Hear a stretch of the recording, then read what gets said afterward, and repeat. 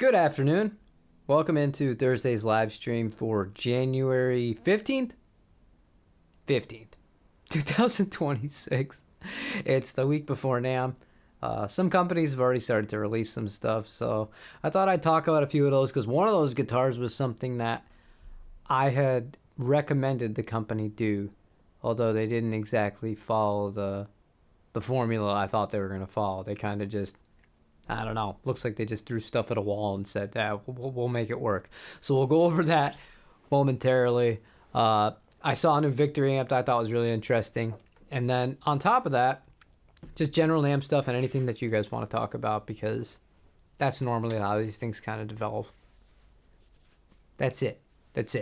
So I'll start by saying the guitar that I first want to talk about here is the Paul Reed Smith stuff. And they released a bunch of stuff in a bunch of different colors, and, you know, it's typical for new releases. But the one that I want to talk about first is the Vela, because for a while I've said they could really compete with, you know, the market that wants to buy Fender offset guitars with that guitar. All they need to do is put a vibrato on it, because so many people that play Jags, especially Jags, they hate how heavy they are, but they want to also throw in humbuckers in it. So I thought the Vela was a really good match for people that like that guitar, because you still get, originally you had a Dynasonic, which is single coil in the neck. They switched it to a narrow field, and now they've switched it so the neck and the bridge pickup are the same. So I want to show you that guitar, show you what I mean, and talk about why I don't feel like this makes as much sense as they might think it does. So this is the new Vela. The body shape is still the same. I love how comfortable it is. It's a really fun guitar to play. They added in the vibrato, which is the same unit that you get on the SE CE24 all the way up to the American-made CE24. And they scrapped the narrow field, and now it's just an HH. It's available in satin or gloss, depending on what you want. All the other specs remain the same. But like, I like that color. I think that's a really cool color, the satin. I haven't seen any of the satin ones up for pre-order or anything like that. But looking at this guitar, it really doesn't make sense to me what they're going for here. Because if we look at this guitar, they also make, this is a standard 22. So you're getting a slightly different pick guard and two different humbuckers. That's it. You've really taken the uniqueness from this guitar and then totally removed it by switching the neck pickup, and now it's much more in line with one of these guitars. And I know that the standard series in general and the S2s, they're not the best selling instruments that they have, so I feel like they kind of missed a good wide open goal, so to speak, is the best way I can kind of phrase this. I don't know, let me know what you think about that, and if that makes any sense to you, because it just doesn't make any sense to me. And the other stuff, let me see if they have their landing page of their new stuff. Or they're not going to have it up here. No, they don't have it up here. Why would they?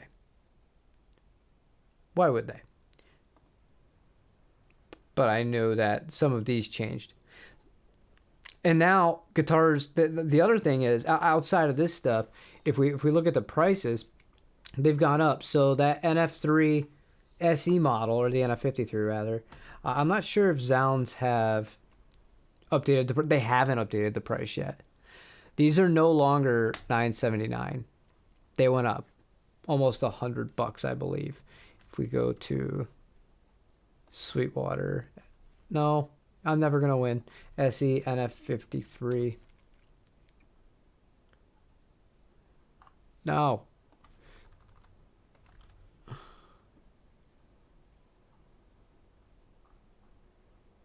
I know they're over $1,000.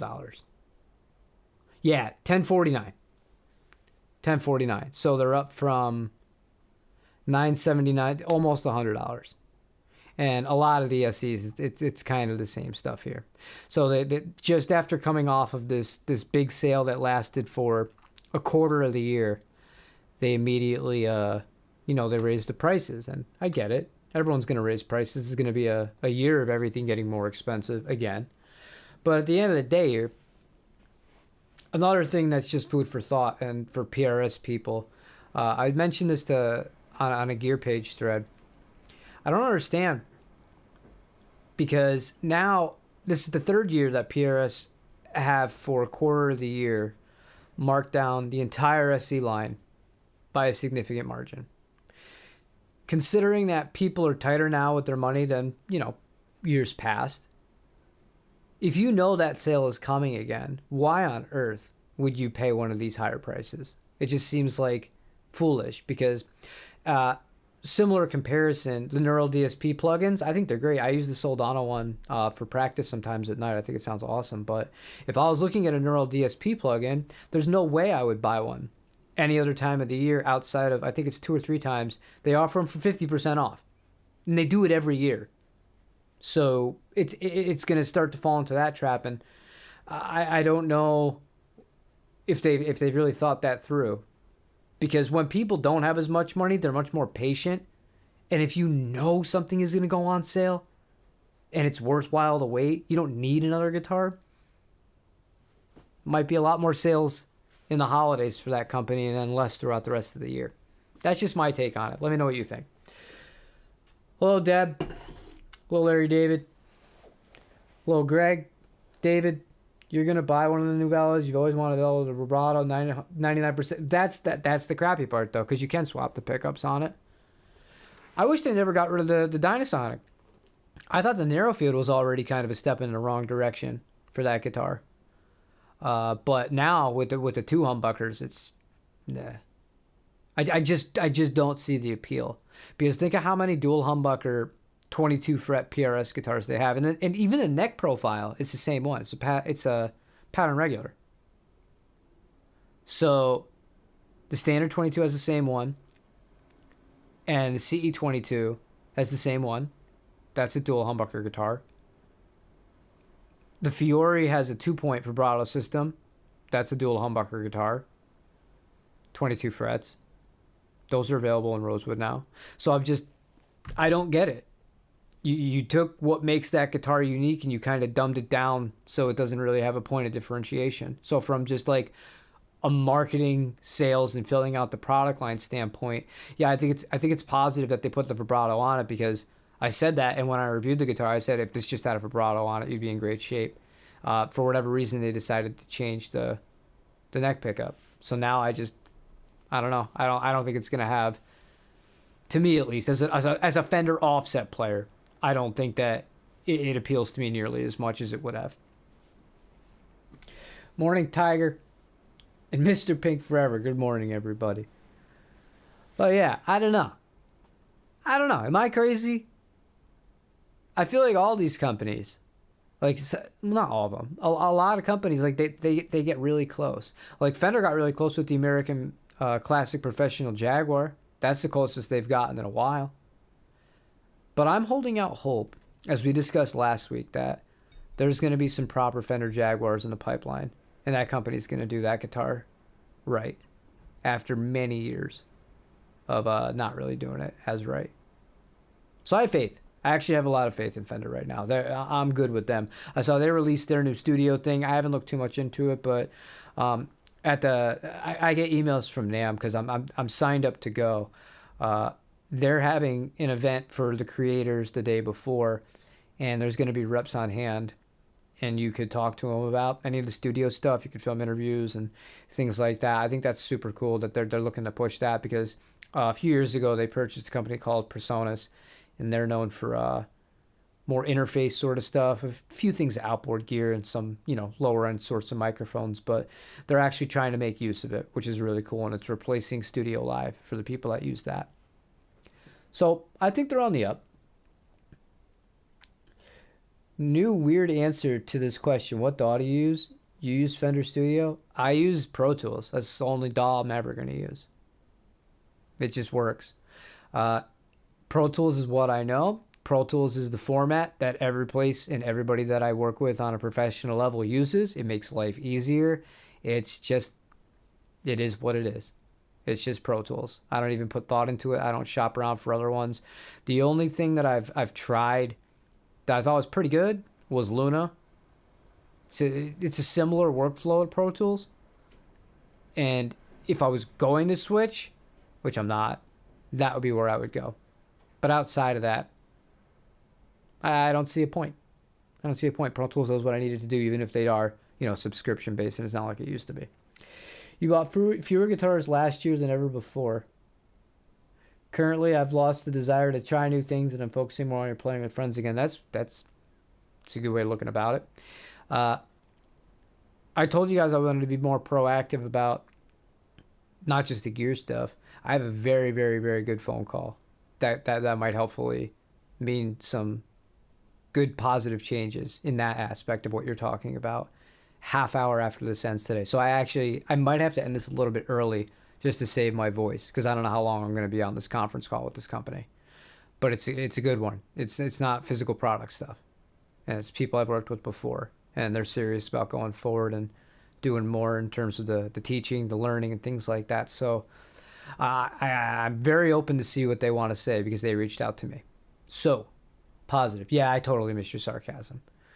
The thing is, though, with the Fender Studio, a lot of people, you got to remember, Greg, you're older than I am, but I'm considered old, especially by a lot of the younger kids. 16, 17-year-olds, they don't look at Pro Tools the way we look at Pro Tools. So many people work in the box. So many people don't want to deal with all this crap. And if Fender are able to offer something to them that's familiar, that's easy to work with, and by familiar, I mean with modern UI, where everything's just so simple to use, and it can get people to recording music easier.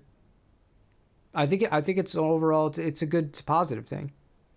I don't even know if it costs anything. I assume it does, or if you have to purchase a piece of PreSonus hardware to get it. You know what? I'm not going to speculate. We're just going to go ahead. We're going to go to my buddies at Fender. We'll check them out real quick. We'll see what they're all about. Okay. Fender Studio. Let's shop now. Creativity amplified. Software, analog, digital. Yeah. Studio Pro. Okay, let's just go on to software first. So there's a Studio Pro, which, oh my God, it does look like a baby Pro Tools, doesn't it? Doesn't it kind of look like a baby Pro Tools? It does. That's funny. Okay, so you get some amps. I'm a big fan of the 61. 61's a very underrated amp. Everyone loves the Blackface Princeton and Deluxes. I do too. Don't get me wrong. But the driven sounds you can get from a 61 are freaking great.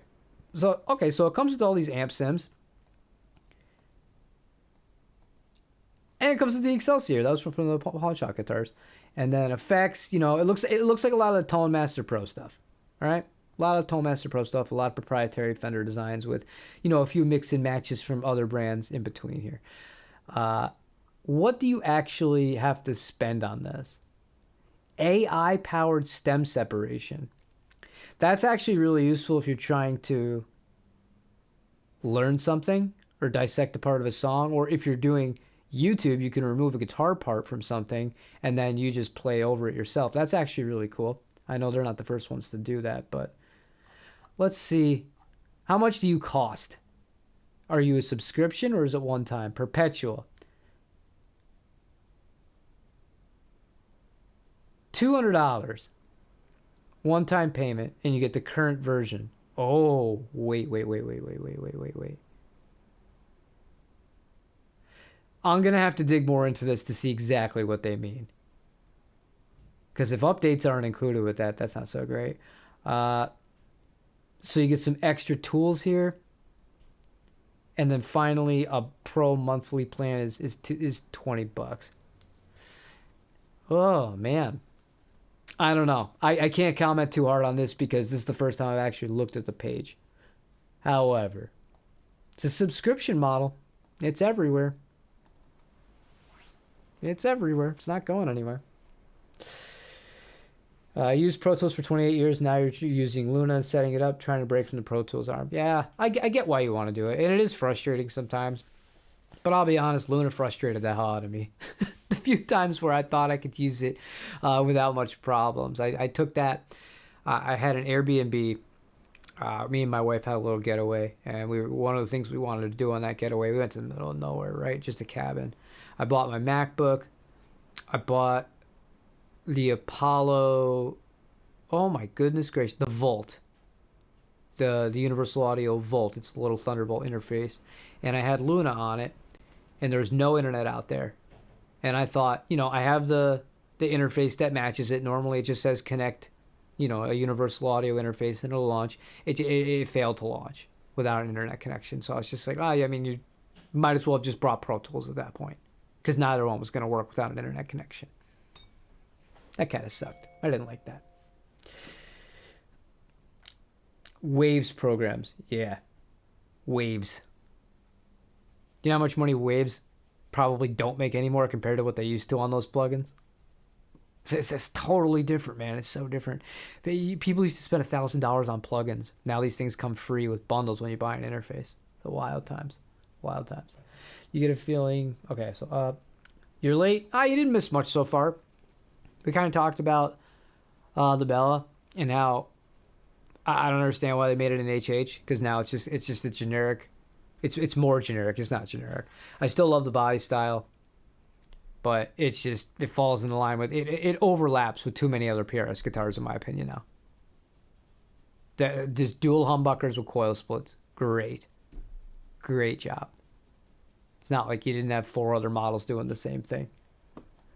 I think it's a shame. You want my thought? I think it's a missed opportunity. I think that if they just... I really... The way they could have really won here, because there was a lot of feedback that people didn't like the narrow field, and that they wanted the Dynasonic style pickup back that the original Velas had before they switched to American Electronics. PRS, the best thing they could have done, they didn't do this. The best thing they could have done was to go back to the Dynasonic, humbucker in the bridge, and add the vibrato. You're set. Second best thing they could have done, leave the configuration as it was with the narrow field in the neck and the humbucker, the DS1 in the bridge. Instead, they put 2 DS1s in it. So to me, I look at that, and for all of you who are hearing me say this twice, I'm apologizing, but Dan's a big PRS guy, and I'm explaining my logic. Standard 22, dual humbucker guitar. CE 22, dual humbucker guitar. All of them have the same sort of neck carve. It doesn't make sense to me. It just doesn't make sense to me. You've really taken a guitar that was, in my opinion, one of the more unique PRS designs and just kind of homogenized it, made it generic.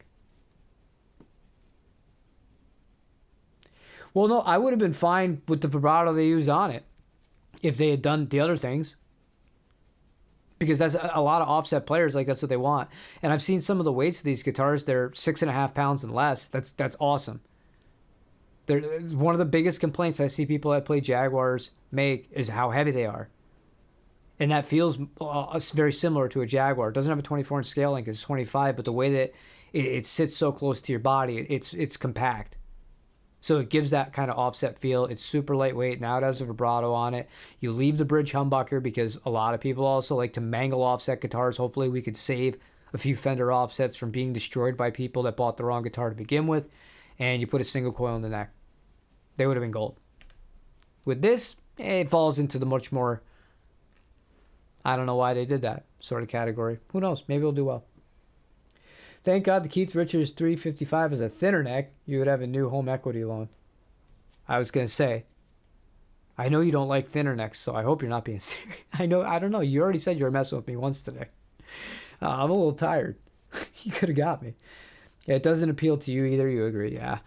The one thing I will say about the PRS kind of models that they did launch, I thought the one finish is cool. The elderberry, that's an interesting one. It's kind of like a purplish pink thing going on. I like that. I think it's on the Zach Myers. It's interesting. And what else did they even do? They made the DGT thin line, or semi-hollow, into a regular production model, but they've already offered that guitar before. So they're not a company that needed to do a lot. But I think the changes that they made on the Vela, I personally would have made different decisions. That's just me. But I'm also just somebody who sits at home in front of a camera, and then I go play gigs, and I have my digital gear fail on me. I'm tired. Definitely the wrong crowd for this, but you're holding out for a Fender 7-string. Should be the Ultra style neck heel, Charvel Angel Vivaldi, but trad styling, brutal. I don't think you're the wrong crowd. It's not something I'd be interested in, but you'd be surprised. Like, there's a lot of people that watch me that I know are just straight up metalheads. I don't know why they watch me, but I know they watch me. And I think there's a lot of cool things that you can do outside of aggressive music with 7-string guitars. I've just not found something that visually appeals to me. And you know what? Now that you're saying that, it does make sense, because there isn't a 7-string I've looked at where I'm like, that's cool looking. Not to me, but I'm also boring. I like Strats. I like Tellys. I like Les Pauls. And, the Fender offsets. And outside of that, and I love the Mariposa. I love that guitar. That's a cool guitar. That's an offset. That's an offset. Such a cool instrument, man. Such a cool instrument. But yeah, I think if they did do something like that, I would try one. I would ask to borrow one of those for sure. For sure. So yeah, I don't think you're that off.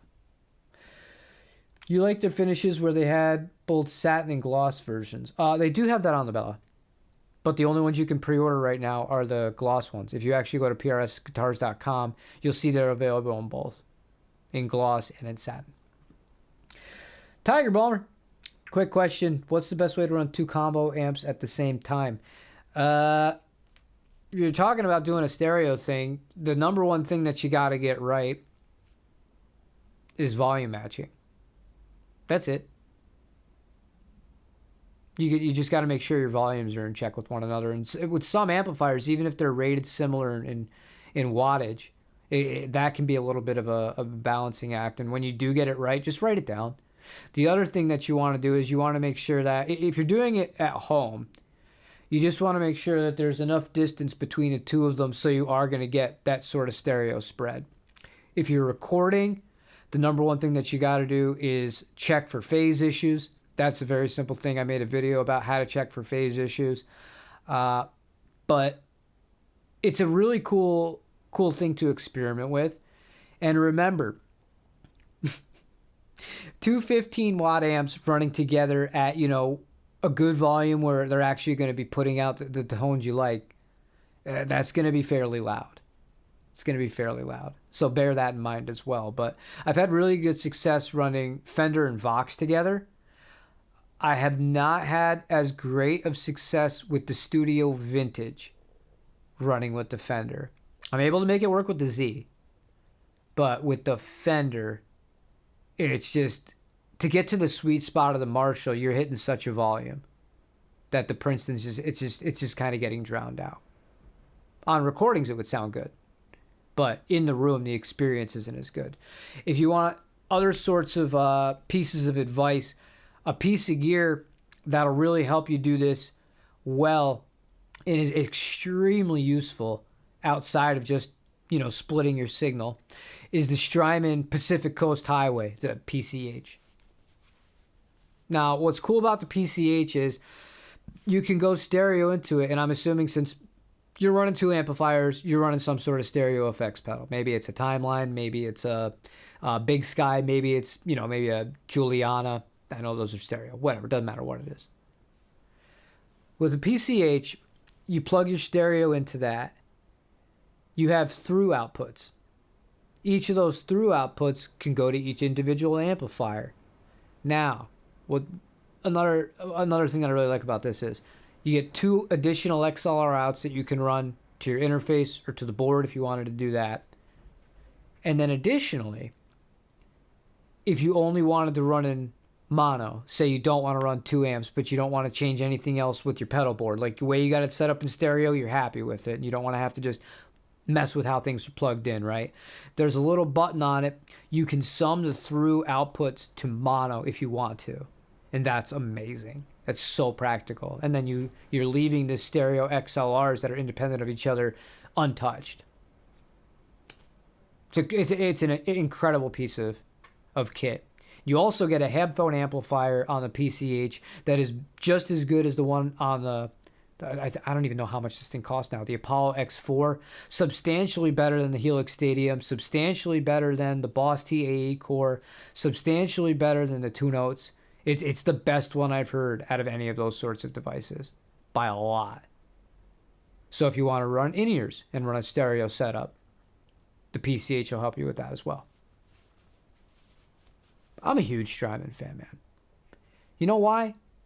Strymon releases stuff that's been tested into the freaking ground and it just works and it doesn't break. I can't say enough good things about that Volante. That thing's taking a beating. I just trust him, man. I trust him. What do you think about Ibanez semi-hollows? I acquired one recently. It's getting set up right now, but you felt and sounded really nice even before the setup. I like them. I wish that they had a little bit more variance in the neck carves on them for the ones that we get here.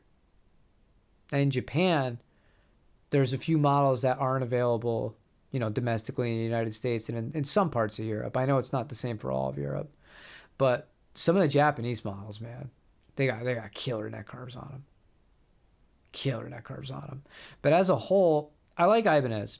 I think Ibanez are a cool brand. I like their Super Strats. I played a Martin Miller, not the 7-string version. I played the Martin Miller 6-string version. I thought that was a exceptional modern guitar. And then some of the older Ibanez's I've played, like the semi-hollow body ones, they've been great too. So I definitely approve, and I'm happy that you like your guitar. Your gut instinct is telling you something is good. That's all that matters. It'll be even better once it's set up. Yeah. Ibanez. Go figure. And I know they released all their guitars, and I feel guilty because I just said, yeah, I like them, because I do. I don't own one. I know they released all their guitars for this year. I haven't looked. I have not looked to see what they are. I'll see if they made it easy for me. If they made it easy for me on their website where I can just look at all the new gear, we'll go check it out real quick. What do you know? What a great company. They did. Let's look at Ibanez guitars, okay? New for 2026. I mean, this one in the middle, I don't know who the hell that's for, man. That ain't for me. You know, that looks like something you would find in RoboCop. Anyway. Alpha. That's something. But the AZs, these are the ones I like. I like this guitar. That's pretty cool.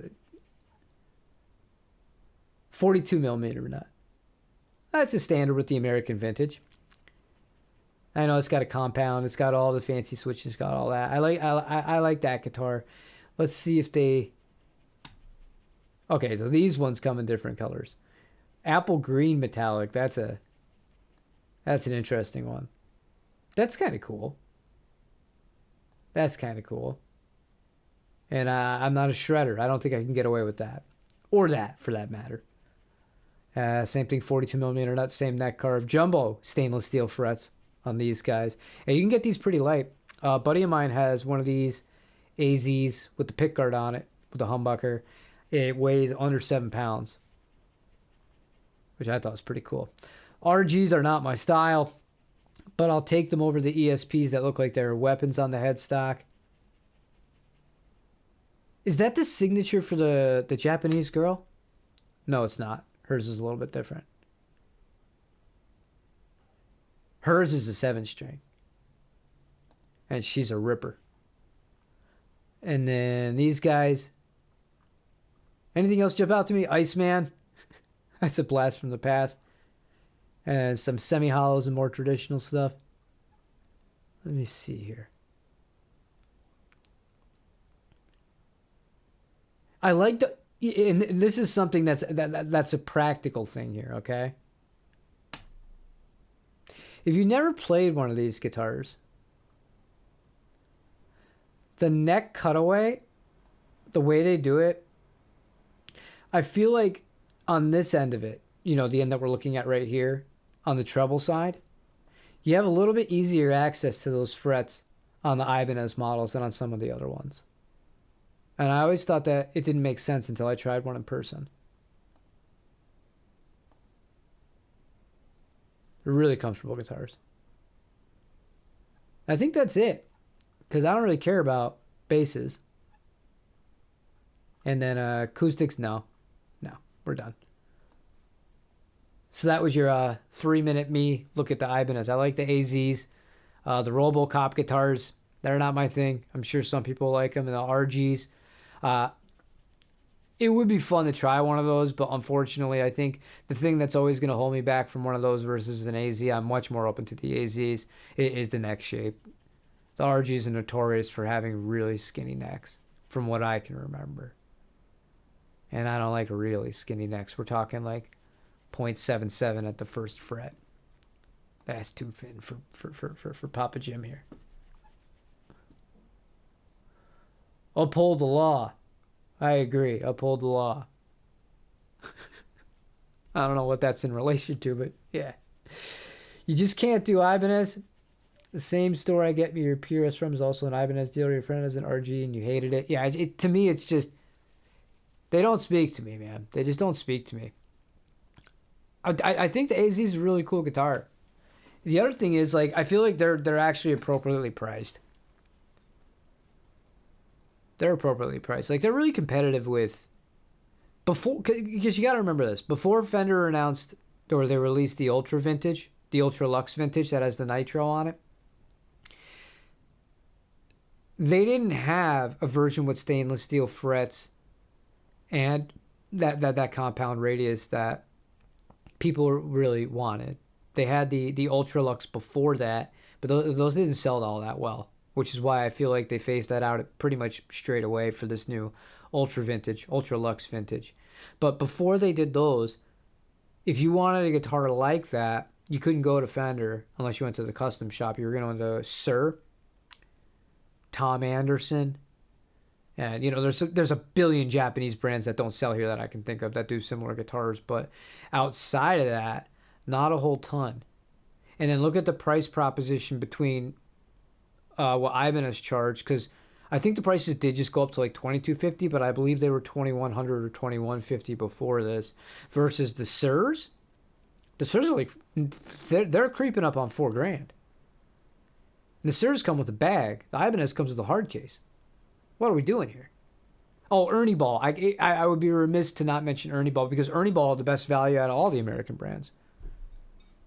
They're just a little more liberal with their body shape, which I appreciate. I think the Cutlass is an awesome body shape. I really like the Cutlass a lot.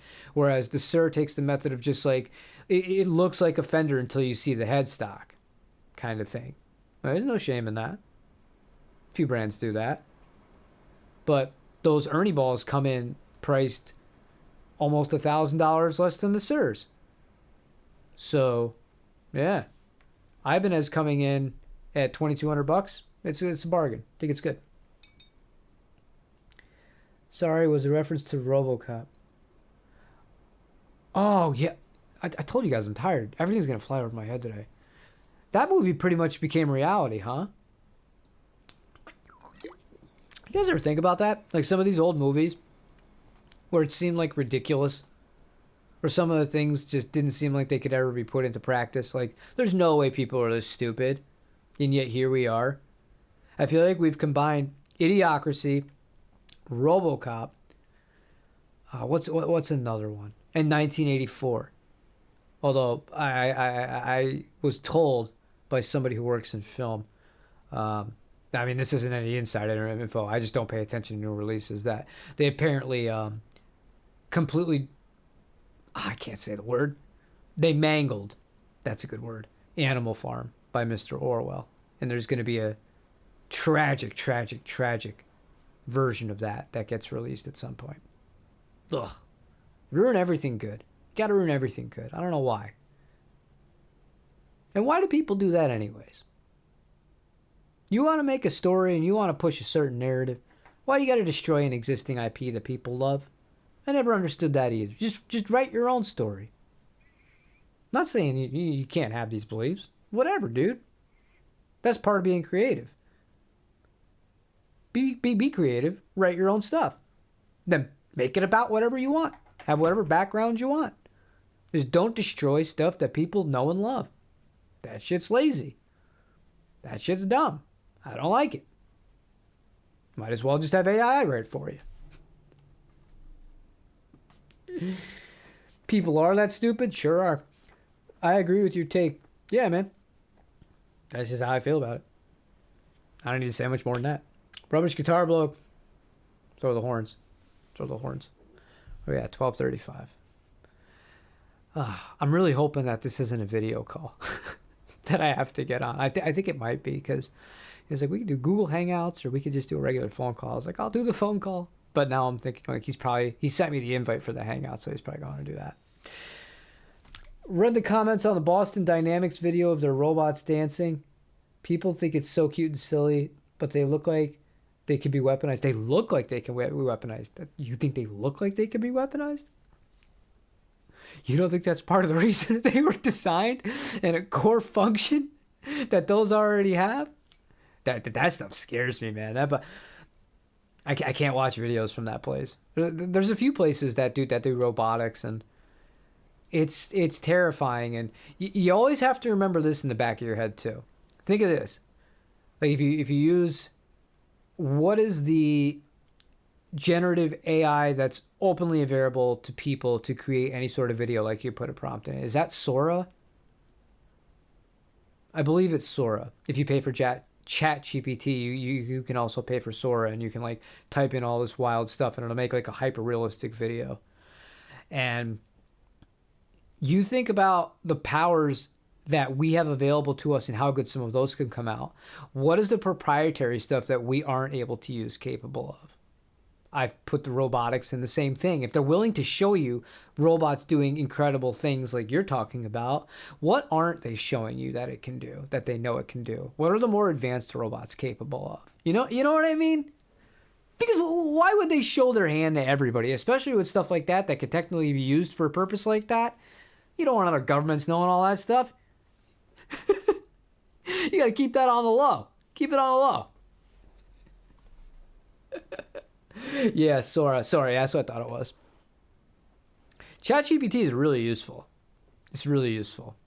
I use it to scan. I'm currently looking for a used car that is not so easy to find, because in typical Jim fashion, I'm looking for an out of production Japanese model that was actually made in Japan, and it was discontinued, I think, in 2011.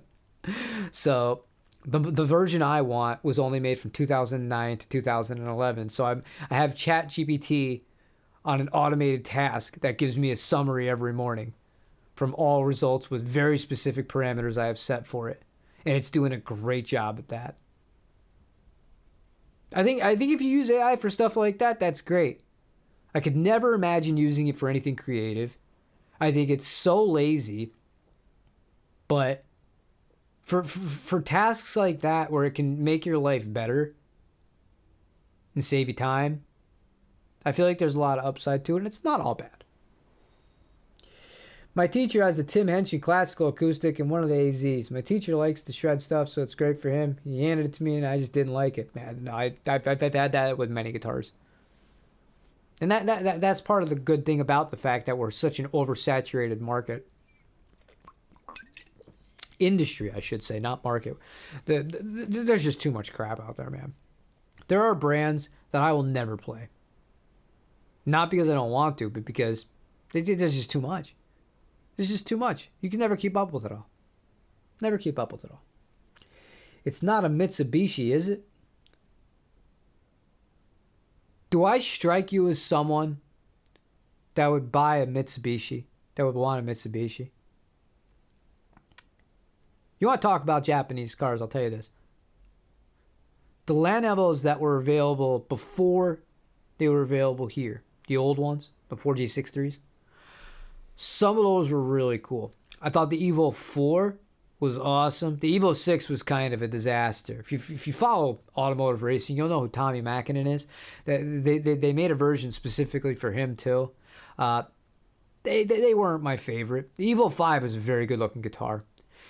Or a car, I should say. Evo 3, kind of had Skyline R32 vibes to it. Evo 2, hideous. Evo 1, nothing like it. But those original, like, the main ones, the 4 and the 5, those were cool. But those were long out of production by the time 2009 came around. I could talk about Japanese cars all day.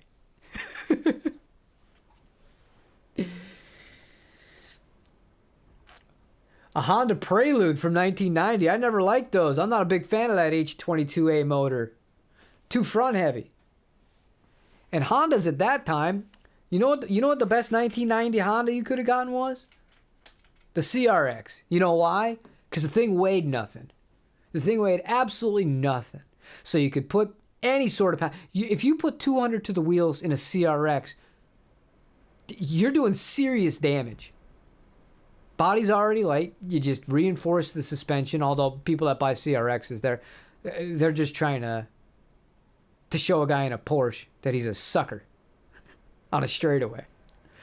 But yeah, those were pretty cool cars. The Prelude, you just couldn't turn, and it felt really front end heavy.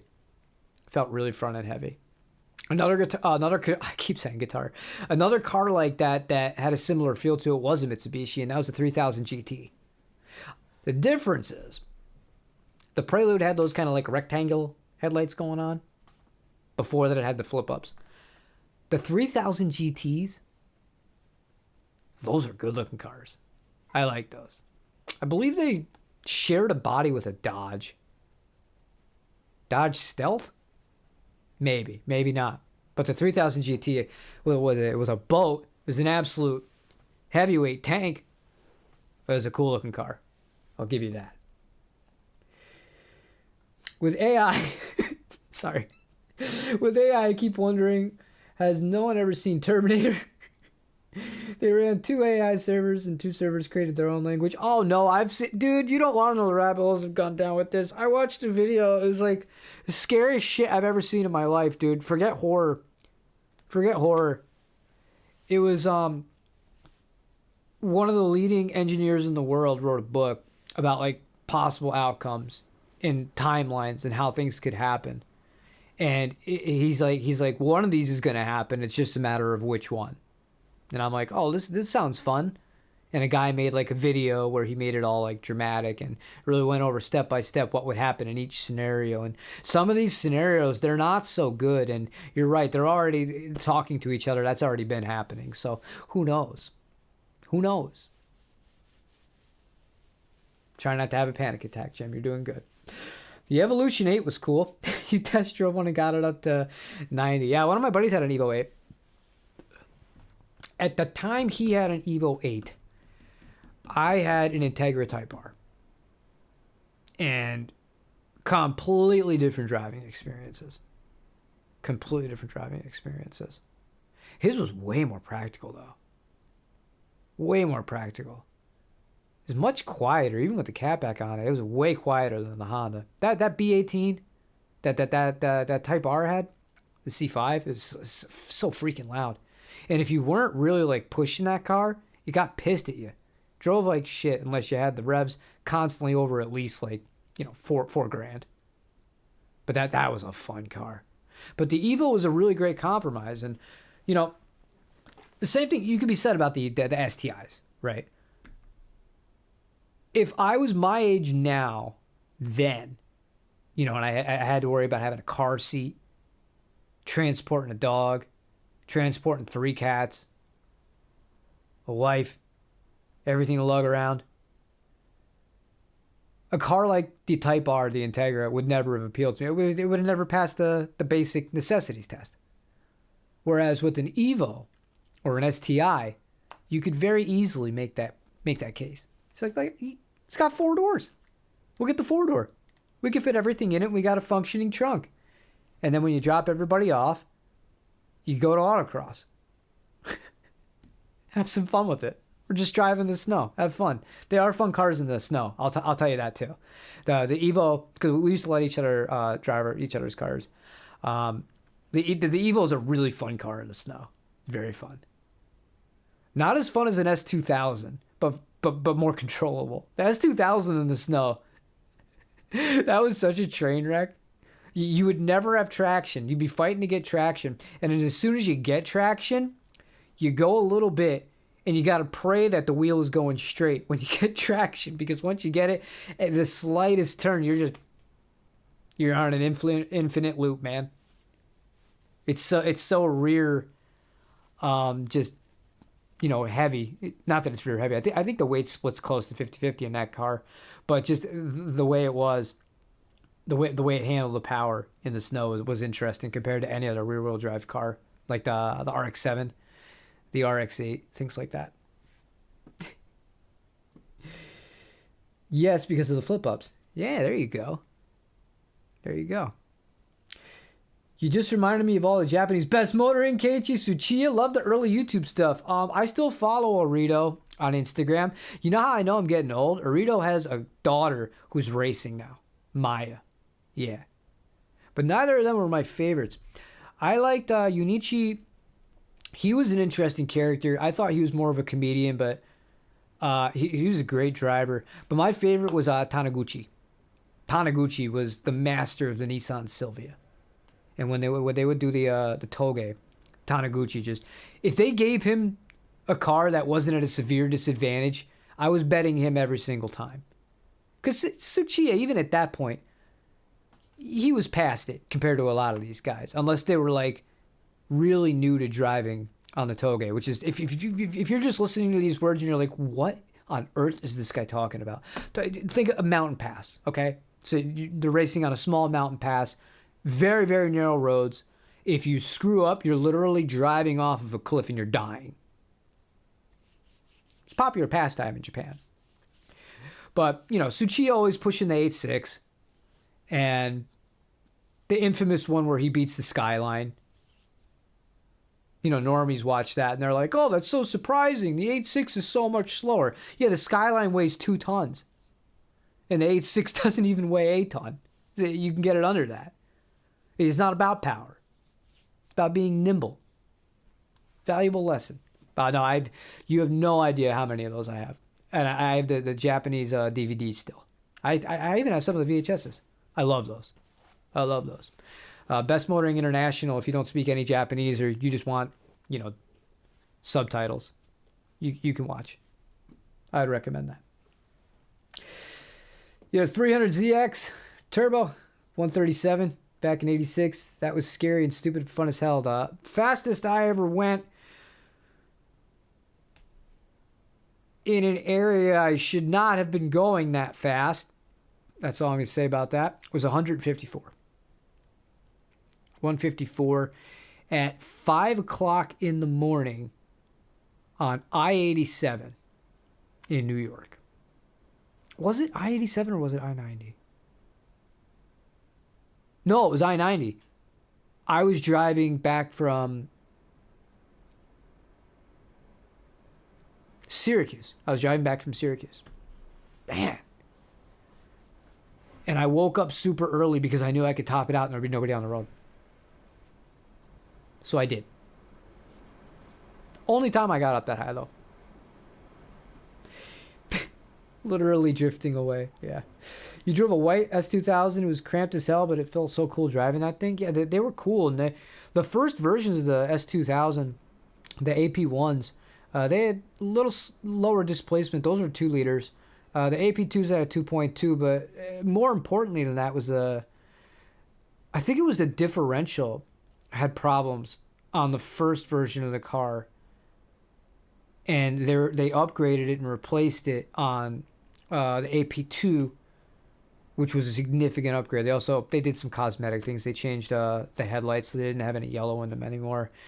Tweaked the suspension, tweaked the rims, and they lowered the red line on the AP2s. More displacement. They thought they could get rid of the need for it to rev to 9. I think those topped out at 8,200. I'm smiling. I talk about cars all day, especially Japanese ones. I love them.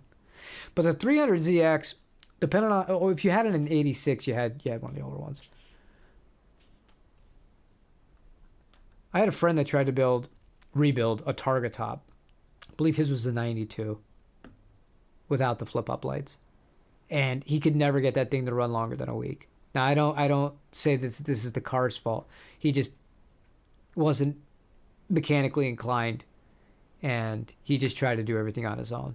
And this was before you had YouTube where you could, have somebody walk you through everything. He was like doing a lot of guesswork and reading online. They weren't called forums, like news groups. Holy shit, I feel old. 2002 Civic Si. Oh man, this was one of those with a B16. Those were cool cars. I had a EP1 or EP9. I forget the code name for that. Because I remember the Civic Type Rs that we never got here, the ones that I actually wanted, that were the sister model to the Integra Type Rs, were the EK9s. I believe the one that I had was the SI that looked like a spaceship, and the 6-speed was like in the center console, like where the radio was. It was like elevated. It wasn't, where it typically was, lower. That car, I bought that just so I could fit drums in it and stuff like that. I had that when I was in Orlando. I sold that car for cash. I bought that car outright, and then I sold it for cash, and I rented a van, and me and my dad, he came out with me when I decided I'm going to move across the country, not knowing what the hell I'm doing with my life, nowhere to stay, no nothing, to California. Time flies, man. Appreciate the time you have. EP3, that's what that was. I never stuck with the Civics after the EKs. I like the EG6 a lot too. The version before the Civic Type Rs. Those were only available in SI, and in Japan they were SIRs. Those were really cool. But I really felt like they started to get too heavy. Honda really started to lose their way. The RSX is a perfect example of that. The Integra. And yeah, people didn't love those at all. I remember, you guys watch Best Motor and you would know, they did not rate the RSX version of the Japanese domestic Integra Type R, because that's what it was called out there. The first or the second version. They loved the S2000 though. That was Honda's last hurrah. That was the last time Honda built like a great car, was the S2000. And I don't want to hear about the new NSX. I don't want to hear about a new Supra. These fat tank cars. I keep calling them guitars. These fat tanks that can only go fast in a straight line. Everything's computer automated for you. Why the hell even buy a sports car if everything's done for you?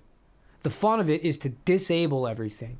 You get in the Subaru or the Mitsubishi, you disable traction control. You get rid of the AYC on the Mitsubishi. That was an advanced control. It's a yaw control. You disable that. You just drive. You have fun. That's what it's all about. Fastest 84 Corvette 144. Yeah, man, that's cool. I got some car heads in here. Yeah. You picked today, the day I have a business call to talk about a topic I want to talk about. Let me catch up. Fastest you ever been was 210. Oh, it's meth. Not the drug. Not the drug. It's a fuel. Meth injected. 2009. 850 to the wheels. That's a bad. It's a bad mamma jamma. What'd you clock in at?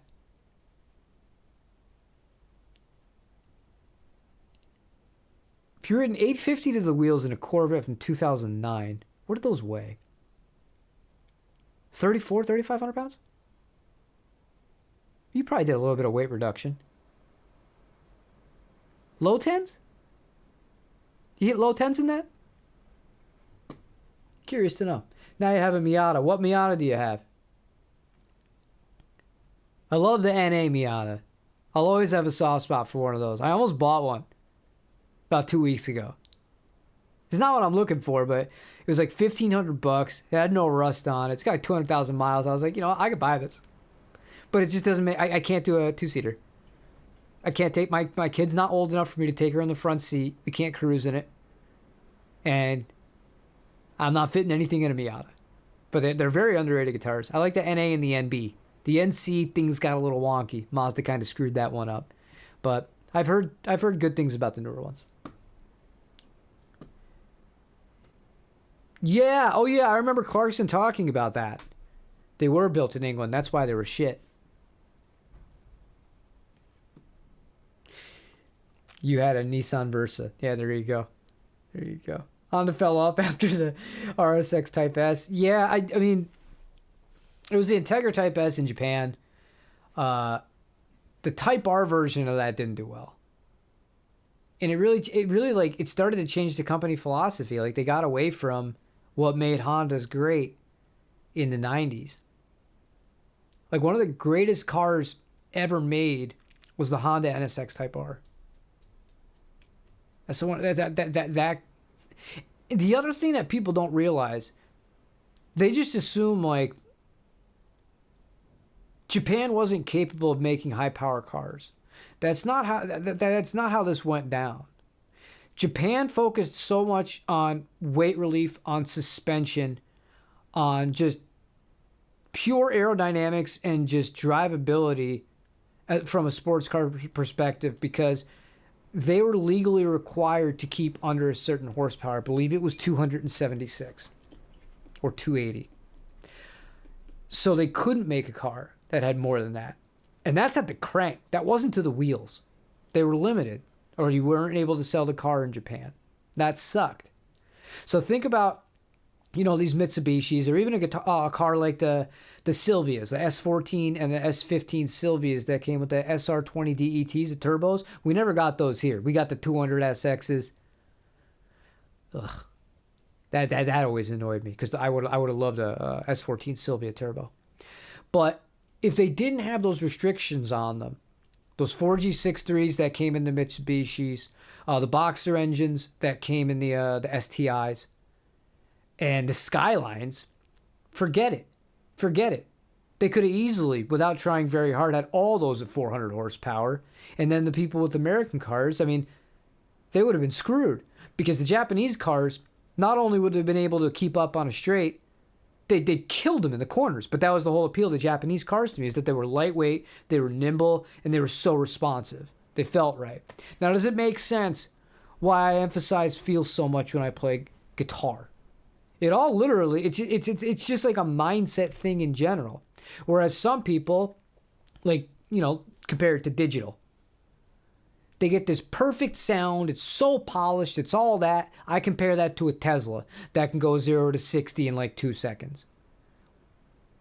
There's no experience. Yeah, you did it. You got there. You got where you needed to go. But getting there sucked and it wasn't fun.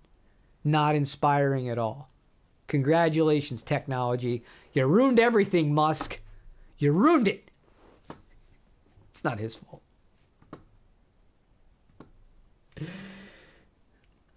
Good morning. Poor Rex. Poor Rex. Rex comes in and he's talking about Squires, man.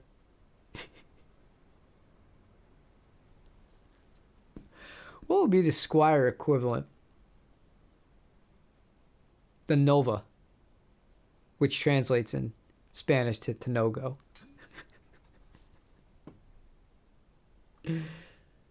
Oh, man. But I'm happy you're playing guitar. We're just really in a car mood right now.